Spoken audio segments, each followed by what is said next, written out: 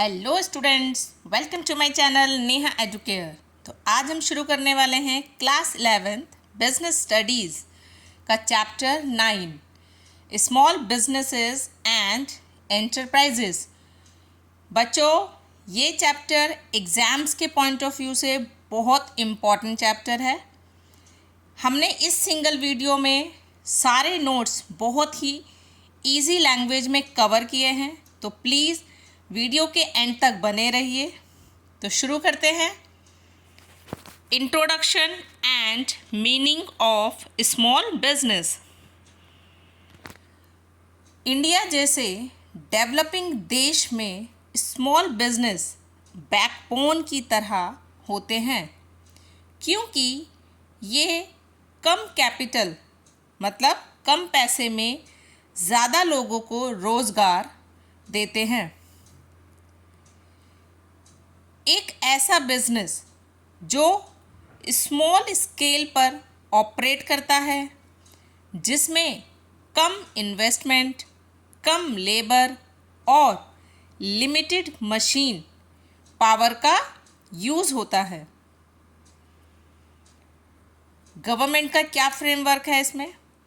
Government of India ने small businesses को legally define और सपोर्ट करने के लिए MSMED एक्ट 2006 यानी micro, small and medium enterprises development act 2006 बनाया था।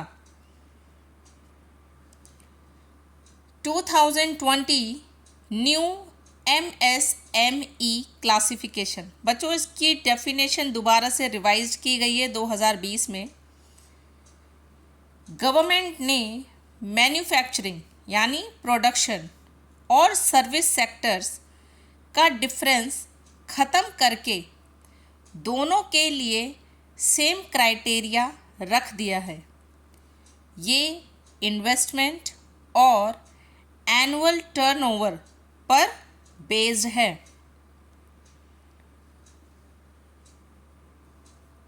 एक छोटा सा टेबुलर फॉर्म में इसको समझते हैं। एंटरप्राइजेस के type, investment in plant and machinery और एनुअल टर्नओवर। तो फर्स्ट एंटरप्राइज टाइप है आपका माइक्रो। इसमें क्या होगा? लेस देन और इक्वल टू 1 करोड़, मतलब 1 करोड़ से कम या 1 करोड़ के बराबर का इन्वेस्टमेंट लगना चाहिए प्लांट एंड मशीनरी में। और इसका एनुअल टर्नओवर, किसका? माइक्रो एंटरप्राइजेस का। इसका एनुअल टर्नओवर होगा लेस देन और इक्वल टू 5 करोड़। फिर आता है स्मॉल एंटरप्राइज।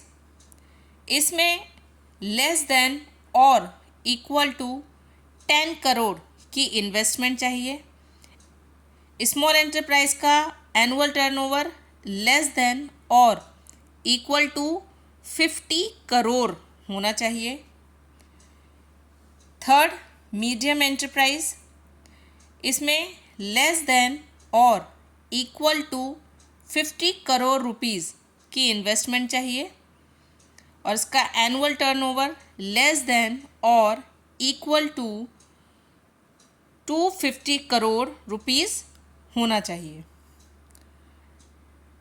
अब पढ़ते हैं role of small business in India with special reference to rural areas. Small business का इंडिया में रोल क्या है? मेनली आपको रूरल एरियाज़ के अकॉर्डिंग इसको समझना होगा। स्मॉल बिजनेसेस इंडिया की इकोनॉमी को ग्रो करने में बहुत बड़ा रोल प्ले करता है। कैसे? Employment generation. एग्रीकल्चर के बाद ये सेकेंड लार्जेस्ट सेक्टर है जो सबसे ज़्यादा जॉब अपॉर्चुनिटीज़ क्रिएट करता है। Next, economic balance. ये वेल्थ और इंडस्ट्रीज़ को रूरल और बैकवर्ड एरियाज़ में डिस्ट्रीब्यूट करने में हेल्प करता है, जिसे हम डिसेंट्रलाइजेशन कहते हैं। नेक्स्ट, लो कैपिटल रिक्वायरमेंट। इन्हें शुरू करने के लिए बहुत ज़्यादा पैसे की ज़रूरत नहीं होती। Next, utilization of local resources. Rural areas में बिखरे हुए रिसोर्सेज और ट्रेडिशनल स्किल्स को वेस्ट होने से बचाता है। Next, standard of living. Rural areas के लोगों को रोज़गार देकर उनकी इनकम बढ़ाता है और उनका लिविंग स्टैंडर्ड रेज करता है। Next topic, government assistance to small industries and small business units.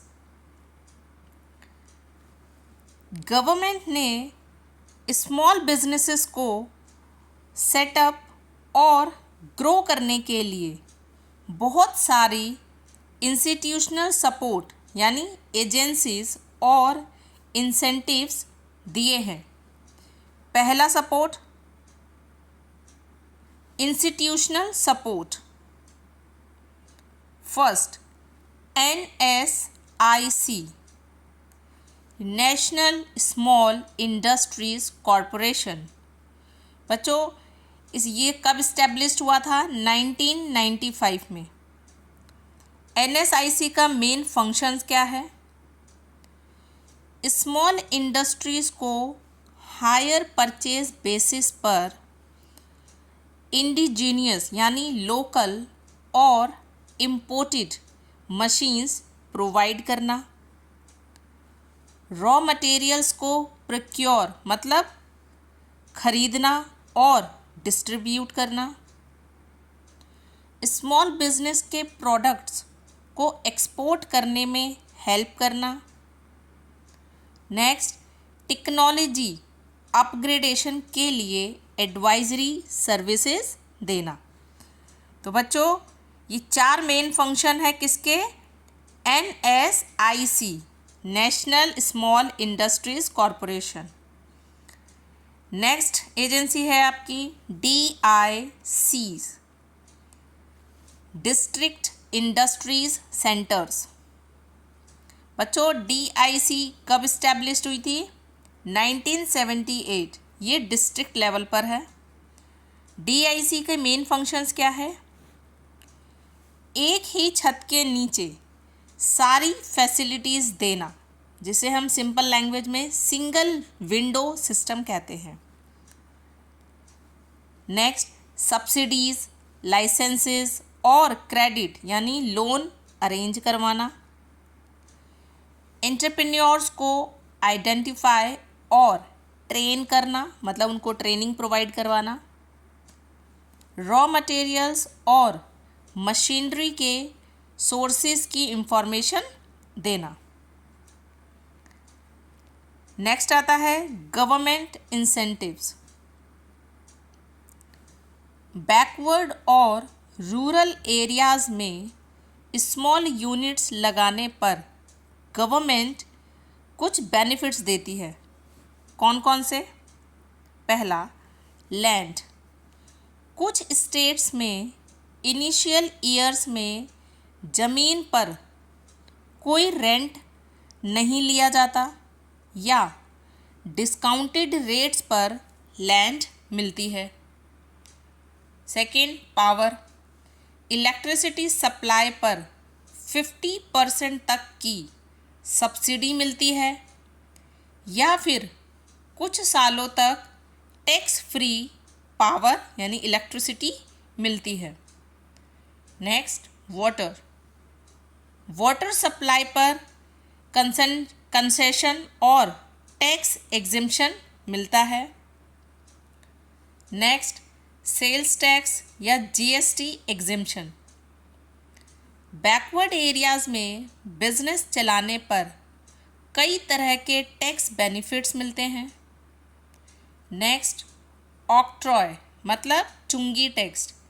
बहुत से स्टेट्स ऑक्ट्रॉय टैक्स एबोलिस्ट मतलब ख़त्म कर देते हैं इन यूनिट्स के लिए। Next topic, entrepreneurship development. Business शुरू करने की प्रोसेस और उसकी माइंडसेट को एंटरप्रेन्योरशिप कहते हैं। यहाँ 3 टर्म्स को समझना ज़रूरी है। एक बार रिपीट करती हूँ, बिजनेस शुरू करने की प्रोसेस और उसकी माइंडसेट को एंटरप्रेन्योरशिप कहते हैं। आपको एंटरप्रेन्योरशिप के लिए 3 टर्म्स को समझना होगा। पहला, एंटरप्रेन्योर यानी द पर्सन, वो व्यक्ति जो नया आइडिया लाता है और रिस्क लेता है। नेक्स्ट, एंटरप्रेन्योरशिप यानी द प्रोसेस, बिजनेस को स्टार्ट और मैनेज करने की पूरी प्रोसेस। लास्ट, एंटरप्राइज यानी आउटकम, जो फाइनल बिजनेस यूनिट या कंपनी बनकर तैयार होती है। तो बच्चों, ये 3 टर्म्स होती है एंटरप्रेन्योरशिप डेवलपमेंट के लिए। फर्स्ट, एंटरप्रेन्योर यानी द पर्सन। सेकंड, एंटरप्रेन्योरशिप यानी the process. And the last, enterprise यानी द आउटकम, जो भी फाइनल बिजनेस यूनिट या कंपनी बनकर तैयार हुई। अब जानते हैं characteristics of entrepreneurship. First, systematic activity. ये कोई लक नहीं है, इसके लिए प्रॉपर स्किल्स और नॉलेज चाहिए। Next, lawful and purposeful activity.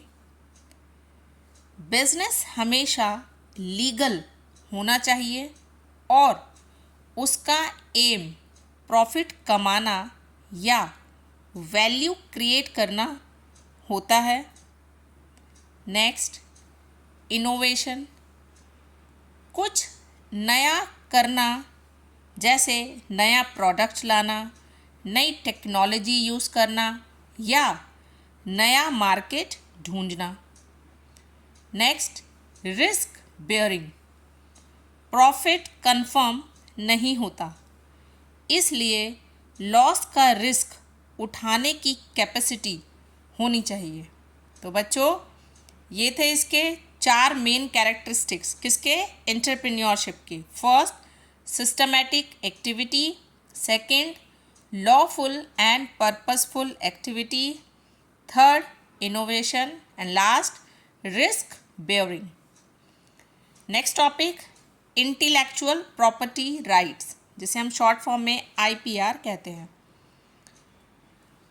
जब कोई इंसान अपने दिमाग यानी इंटेलेक्ट से कुछ नया और यूनिक क्रिएट करता है, जैसे कोई बुक, सॉन्ग, इन्वेंशन या सॉफ्टवेयर, तो उस पर उसका अकेला हक होता है। उसी हक को इंटेलेक्चुअल प्रॉपर्टी राइट्स कहते हैं। कितने टाइप्स के होते हैं IPR? First, patent. ये किसी न्यू इन्वेंशन जैसे नई मशीन या प्रोसेस के लिए मिलता है। इसके बाद कोई और आपकी परमिशन के बिना उस चीज़ को बना या बेच नहीं सकता। इसका ड्यूरेशन जनरली 20 ईयर्स तक वैलिड होता है। ठीक है बच्चों, तो फर्स्ट टाइप का कौन सा IPR है? पेटेंट। ये न्यू इन्वेंशन के लिए होगा, कोई भी मशीन या प्रोसेस के लिए, और इसका ड्यूरेशन कितना है? जनरली 20 ईयर्स तक वैलिड होता है। नेक्स्ट आता है IPR ट्रेडमार्क। ये किसी ब्रांड का नाम, लोगो, स्लोगन या सिंबल होता है जो उसे दूसरे कॉम्पिटिटर से अलग बनाता है। एग्जाम्पल, एप्पल का कटा हुआ सेब, एप्पल का आपने लोगो देखा होगा, उसमें बाइट किया हुआ एप्पल है। नाइका का टिक, उन्होंने नाइका के उस पर एक राइट टिक लगा हुआ है, वह वाला साइन। तो ये क्या है? ट्रेडमार्क। ये किसके लिए होता है? किसी ब्रांड का नेम या लोगो, स्लोगन या सिंबल। इसमें क्या यूज़ होता है? IPR, trademark. बच्चों ये ध्यान रखना ज़रूरी है क्योंकि बच्चे इसमें कंफ्यूज हो जाते हैं। नेक्स्ट आईपीआर आता है कॉपीराइट।